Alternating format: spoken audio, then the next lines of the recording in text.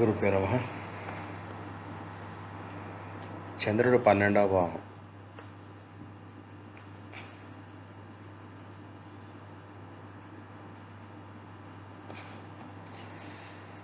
మీ జాతకంలో దాగి ఉందా మానసిక శాంతి, ఒంటరితనం మరియు రహస్యాల సంకేతం. 12వ భావంలో చంద్రుడు ఇస్తాడు బాధ. చేసుకోండి ఈ ఉపాయాలు.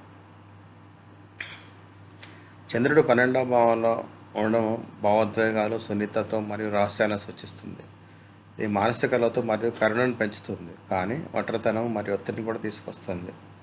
నియమిత ధ్యానము, దానము మరియు సకారాత్మక ఆలోచనలు మరియు నకారాత్మక ప్రభావం తగ్గించవచ్చు మరియు జీవితంలో సమతుల్యతను కాపాడుకోవచ్చు. చంద్రుడు 12వ భావంలో జాతక చక్రంలో చంద్రుని స్థితి చాలా కొంత చెప్తుంది. ప్రత్యేకించి 12వ భావంలో చంద్రుడు ఉండడం వల్ల జీవితంలో అనేక అంశాలపై ప్రభావితం చూపిస్తుంది.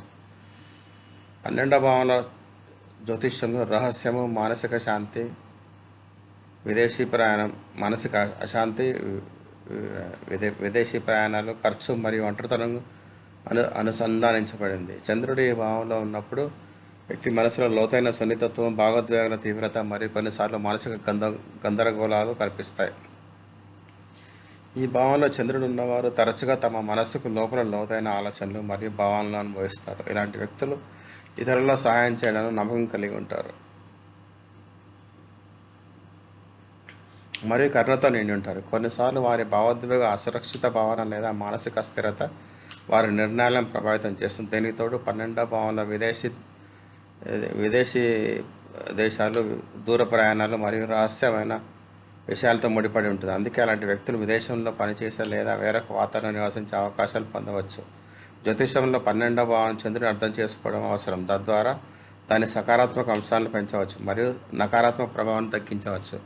దీనికోసం కొన్ని ప్రత్యేక ఉపాయాలు మరియు ధ్యాన పద్ధతులను కూడా సూచించబడ్డాయి. అవి మానసిక శాంతి మరియు జీవితంలో సమతుల్యం తీసుకురావడానికి సహాయపడతాయి.